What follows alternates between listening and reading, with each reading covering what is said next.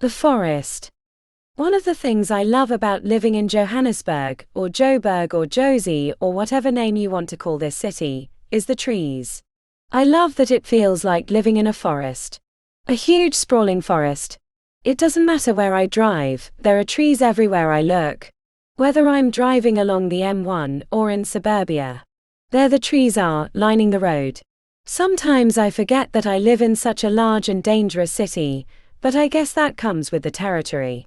Every forest has its predators, and Joburg isn't any different. I drive along Jan Smuts heading into town. I just drove through a suburb called Forest Town. I'm not exactly sure why it's called that. It doesn't have more trees than any other area, but it's still a pretty cool name for a suburb.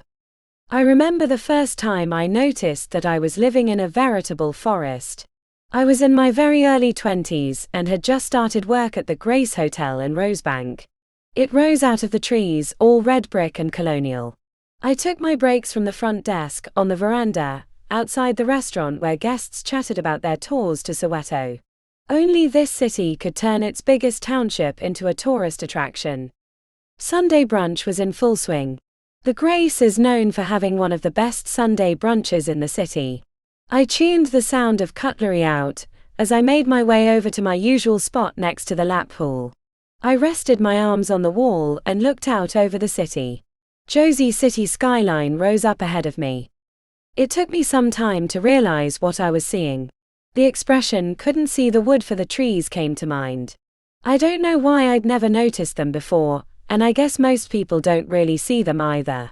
A green carpet spread out in front of me. Red rooftops jutted out of the green, adding to the beauty of the tapestry. The memory makes me smile.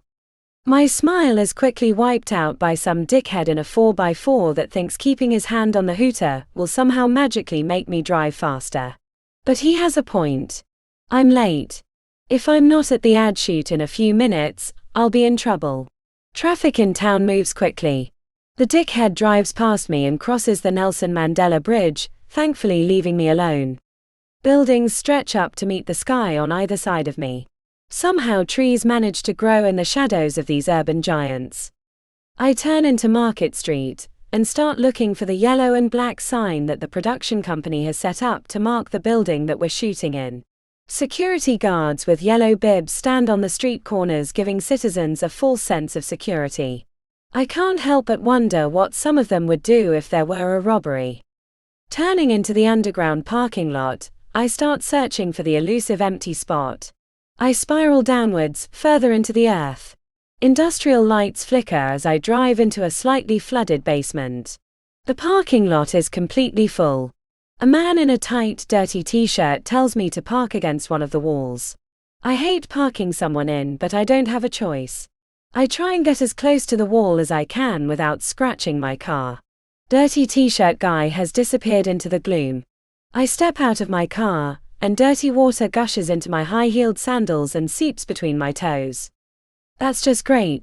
I hiss as I slam my car door closed. I'm going to be stuck with dirty feet for the rest of the day and most of the evening. It's going to be a long day. Another car drives up behind me. I can see the driver hesitate. I don't recognize him. Probably fresh meat. I grab my bag out of the boot and sling it over my shoulder. As I shut the boot, fresh meat tries to do a 3-point turn in the narrow alleyway. I cringe as he scrapes a black BMW. For his sake, I hope the owner of the car isn't anywhere close by. He reverses again and almost smashes his car into the wall. I shake my head and check my watch. I'd better get going. I don't have much time to find out where they're keeping us extras or movable props or background as they call us. A security guard sits on a stool looking bored. "Where's the film shoot?" I ask. "On the roof," he replies in a tired voice and eyes me suspiciously. I press the button for the lift and wonder if I should have brought disinfectant with me. I'm going to have to add it to my list of items for surviving a shoot. On my list, so far, I have a bottle of water and a book, as well as the usual stuff like 3 changes of clothes and a spare pair of shoes, just in case they decide to soak me in water from head to toe again. You never know what they're going to do to you on these things. I always prepare for the worst. The lift is packed with extras carrying oversized bags. Slowly making our way up 20 floors, we all look up and watch the flashing numbers count the floors. The lift stops with a bounce and the doors creak open slowly. There's a bit of a jostle as to who gets out first. Some of the guys think that they should be the first ones out, and some of the girls think that they should be. I hang back and let the kids sort themselves out. As I watch them, I realize that I'm getting too old for this shit. We step out into what looks like a construction site. There are no tiles or carpets on the floor, just plain concrete. Ladders, tools and cables are strewn all over the place. I follow the crowd into our holding area. There are no chairs, so most are standing around at the open windows trying to get some air, while others use their bags as seats. There's no aircon and not enough windows. Luckily there is a snack and coffee table, so at least they'll feed us on this one. I spot Paula and the usual suspects sitting under one of the windows. We're the old guard, the women over 25 who have been doing this for a while. We've probably been doing it for too long. I dump my bag next to Paula, who looks more like a 16-year-old than the mother of a 6-year-old little girl. I then try to find the person with the sign-in list. If we don't sign in, we don't get paid. I take a long look around the room. There are about 50 of us extras. We're being stored in a long cavernous room that runs along the side of the building. I spot the makeshift tent that's supposed to be the dressing room. 2 women stand next to the dressing rooms doing makeup and hair. So they're going to make us look pretty for this one. I always love it when they do our makeup. It makes you feel special, that you're not just a movable prop. I spot someone scribbling on a clipboard. It's the sign-in sheet. I stand in the higgledy-piggledy line that's supposed to be a queue. While I wait to sign in, I start looking for the other important thing, a bathroom. When you wait for hours and all you have to do is talk shit to other people and drink coffee, you end up needing the bathroom a lot. I soon realize that I have a problem. I don't see any toilets, and I didn't see anything that resembled one when I got out of the lift. This is not good. I finally get the list and sign in. It's now time for the other mission. Time to find the bathroom. It's vitally important. Bathrooms aren't only for bodily functions. They're also for wardrobe changes. The so-called changing room tent is rather dangerous. For one thing, I don't particularly like getting changed in pitch darkness. It's creepy. Plus, the young boys think it's funny to accidentally go into the girls' side of the tent. I personally don't enjoy it when the guys hold open the flap for all to see me, when I've got a pair of pants around my ankles and nothing but my bra on. But that's just me. Some girls actually enjoy the attention. Anybody found the bathroom yet? I ask Paula and the rest of the old guard. There isn't one. Paula looks up at me with big brown eyes. What? I say, hoping that she's joking. What's supposed to be a toilet is now a storage room. That's great. I tap my foot in irritation and take another look around the room. I'm not going to give up that easily. I'm going to take another look around. Anybody want to come with me? I ask.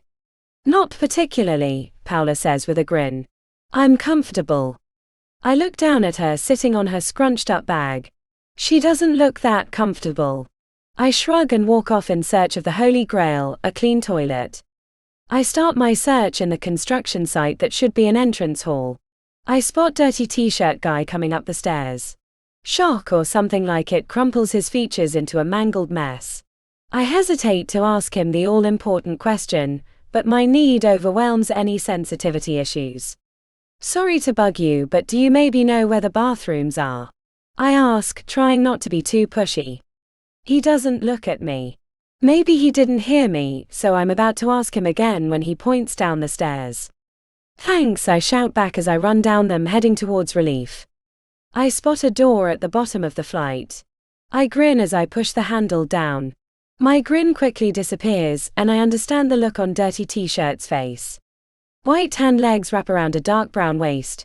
Pants around his ankles and all I see are his Nubian bum muscles flexing. Groans escape from their mouths as he thrusts into her.